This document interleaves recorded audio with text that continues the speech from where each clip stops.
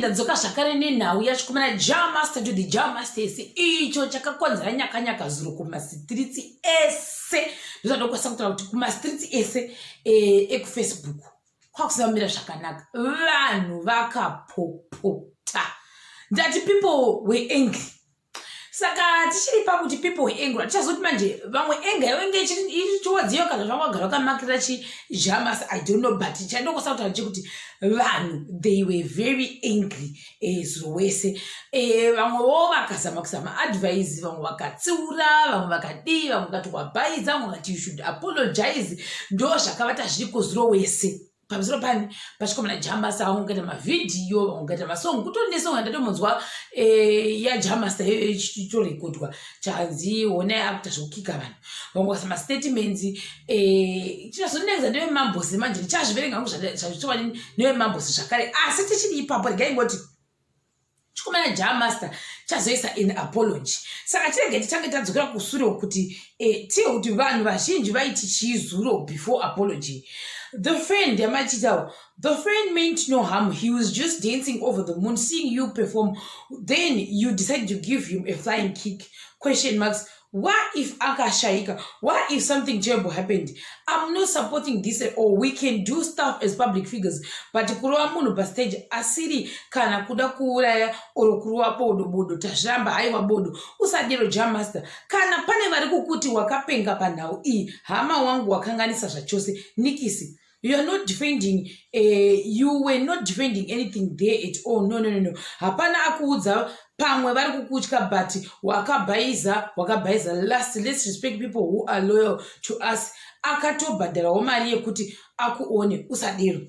Coming pastor ndobva vati I don't know kuti Jamasters vanoti kana uchida uyandi ku ndibva vati mama sani ndozvavataura papo atogumira ipapo ndobva vazoti zvakare zvikanzi he is the same guy anoti huwa handiti nacomic pastor handiti ka comic pastor havo vano freedom of speech ndozvandakaona zvikanzi nabhuti chapo anopora andizozi kuti ndiye this same person here arikuratidza kuti ari muchipatara angakaita sei akavata pamubhedha I don't know kuti ndiye kuti it's a different person handizivi zvanamwe ndiye here zvikanzi ungabva wadero munhu here like I said I don't know kuti ndiye here kuti asiriyo vamwe ndovakubva vati hello nhamo vachisa Jamasters akapfeka apologies ndozvavanga vakaita vamwe vakati true, I once karate kicked some guy who jumped on stage. It's funny to look back on it now. I was crazy. #Jamasters. They were legendary family. Vanyora ish.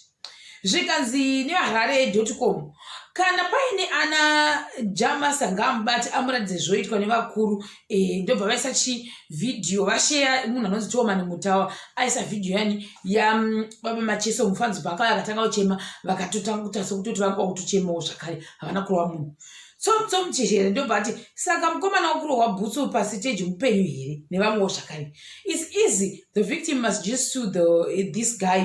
Zvanzi kudai munhu here akomana ndobva vanhu vatanga kudhirowa Jamasters achikika munhu pastage kana zvinosvikanzi achifaneko mabhusu amaona aiwawo ane munhu wekwashika anokuda kwei zvikanzi nawelenzi mujuru money can't buy you class chokwadi asi kuti apanga chireva uyire zvikanzi naAshbraga saka panzvimbo yatanga takaisa Jamasters mumwoyo takuisa ani winza aripi nhai imi zvikanyangwe vhani choga ari nani isai ichi chidiki chekuimba zvevasikana ichi chotova nani hamani pamatanda ndatounfollowa nomwe zvikanzi neyangu isitaita mascreenshot kuona kuti effect yacho yanga iri pabizuroyo paanga achinzi what angani 18.3 kana kuti for example 18.3,000 likes nhasi wafumani 19,000 likes kamini kuti bad publicity is good publicity vanhu vangoda unofollowa kuti vagona kuti chichiitika zvikanzi ndakuda hangu pokweni widza ane song yechirungu mazuva ano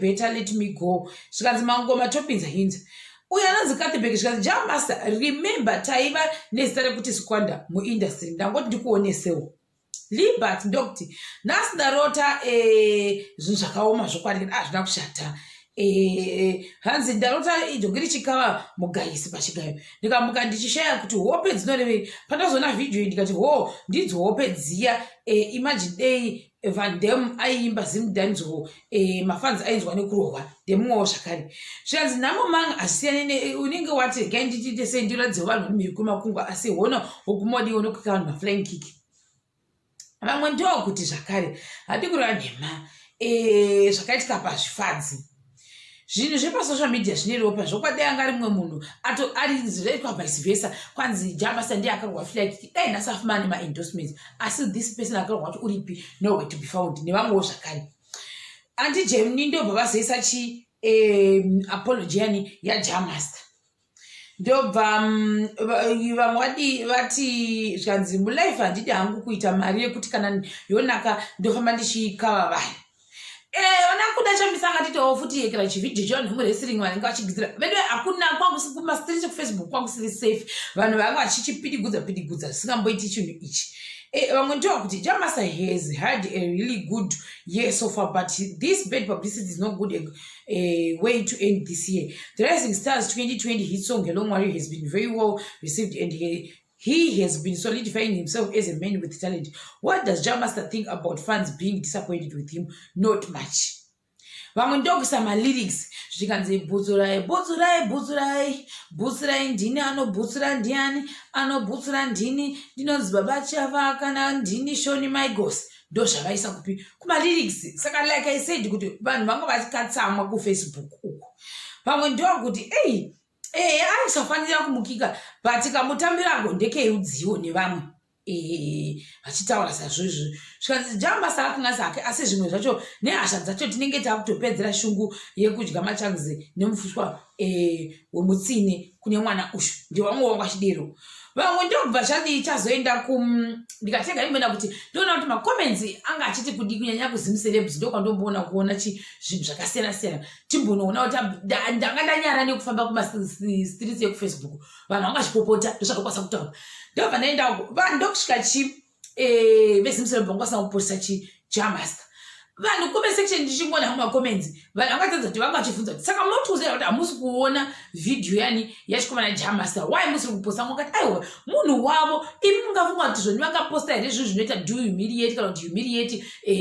Jamasta pamberi pevanhu kuti mugomuundura kana mamuundura then what hazviiti ndomudanga saka vanotomuprotecta ndo vamwe vakati why not kana paripo pavanoziva kuti munhu wavo pamwavo ndo vakatomutsvaga vakamuguruma then votanga kumuyekera obviously unofanira kutoprotecta your own kuti ando zvakanga zvitoita ipapo kubva zuro kusvika nhasi zvikanzi kudai tisati tasvika kwavari zvikanzi hakuna zvinhu zvakadero nevamwewo zvikanzi aiwa tikutochida tinoda kutochiona chivhidhio icho nekuti tinoda kutoti tiudzirire pano pazimucelebs ndo patoda kumupedzera shungu asi zvazoitika izvozvo vazoposta havo but vaposta zviri attached neapology vamwe vakatanga kupopota vamwe tikangomirira ndikirikini nyaya yani yaJamasta asi yazoiswa zvayo nhasi yaiswa nhasi pepe yanga ichitanga neapology vanhu vakati komogotangasa neapology nekuda kwei nevamwewo zvakare asi ndikati chero yazoiswa ndo zvakakosha chiri kuti yadi yazongoisiwa pavanga vachiida pachoni ndokubva zvanzi pamwadi iyi yakakura kudai Jamasta apologized after video of him kicking a fan went viral. Ndobva vaisa first apology kanzi makadii ruzhinji rweZimbabwe iyi yabva kuna Jamasta ndinosvoda kuuya pano mangwanani ano nekuti ndakaita zvinonyadzisa ndakaita zvisingatarisirwi kubva chero kunani zvake zvandakaita hazvina kana justification asi ndati ndiuye pano ndichikumbirawo ruregerero ndiregerereiwo nezvandakaita zvinosvodedza ndinoda kuuya pano ndichivimbisa kuti hazvive zvakaitika naizvozvo nhasi ndiri kunotsvaga mukomana uyu and make sure medical checks are done kuti paonekwe kana paine akakuvara and also all proceeds from the show will go to him as compensation. Takataura naye after show and I apologize for my behavior. Handizive ndakapindwa nei. Ndiregererewo mundipewo zuva rimwe kana maviri ekugadzisa mhosva yangu iyi.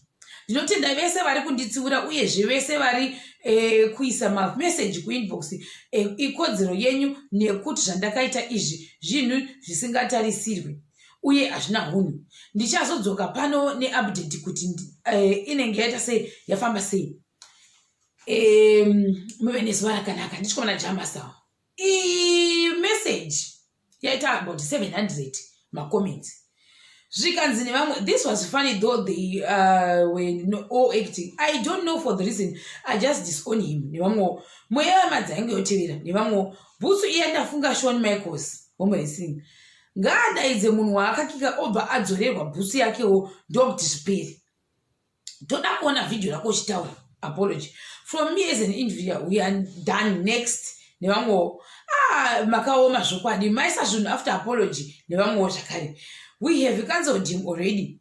You are cancelled, bro. You might be good singer, but it will never be the same again.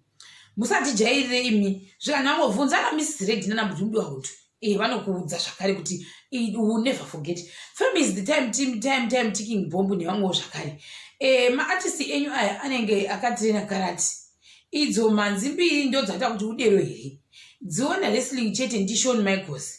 Jammaster wakaoma vanhu vanga vachipopota ikoko vamwe vakati wa apologize saka musiyei anofanira kuramba muchiita concentrate neizvozvo nevamwewo zvakare macomments akazvanzwa kugona Jammaster munhu wese anokanganisa ende zvinoitika izvozvo kumacomments uku.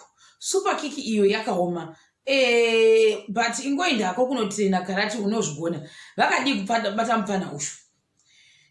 Zvakushata anga akawandisa macomments achoni, like I said, anosvika kuma 700 something. Kuda patovata nhasi anonga asvika ku 1000 macomments anenge ari pa achimiririra chikomana Jammaster nekuda kweapology yoyi. Vanhu vanga vachipopota asi tichiri ipapo kuti vanhu vanga vachipopota zvavo. Wazobuda ndamona hangu wabuda achiita sokuti musi wa31 October anga achitodanza anenge aripo pachipakapa apa. Saka vanhu vanondosangana ipapo ndo video yandaona yachikomana Jammaster kuti hazvina kushata. Zvikanzi nevamwe tinouya vamwe vakati takakumirira vamwe vakati why not, nokuti pane vamwe ngobuda nepfuti vakati neda kubata nekuda nepfuti dududu. Vamwe vakati neso tinokudzorera usada kushikidzira nezvipfuti zvitori zvakakaoma kumastreets uku kwakakaoma nenyaya yeflying kick iyoyo. Vamwe vati I'm following but surprisingly nhasi kwafuma kune 19,000 vanhu vakalaika peji rachikomana Jammaster. Handiti zvikanzi nevamwe zvakare who continue supporting you zvowanikwa zvoitika and you have to learn from your mistakes. Vemambos chicken ndobva vati huha kana uchida huya pamansion get the week off to a flying start kick off the hangover. Neve mambos chicken hazvina kushata. Tinenge tichingodzidzawo zvedu tichitenderera tichiona kuti katikanzi namwe asi handibwisisi nhasi munhu wakona wanzi apologize wacho waiita wanzi haisisinzi. Saka chamunoda chii chaizvezvo vanimimi moda kuti aite sei? Vamwe vakati we hope kuti alena from his mistakes. Anokanasa asi anofanira kuti anzi anger management necounseling nekuti awane munhu anombomudzoredzera zvakanaka. Satiziwo asi vanhu vachitaura zvakasiyana siyana but apology iri kutenderera. Ndaiti nayo ndo iri kutenderera zvaiye muzuva ranhasi rese.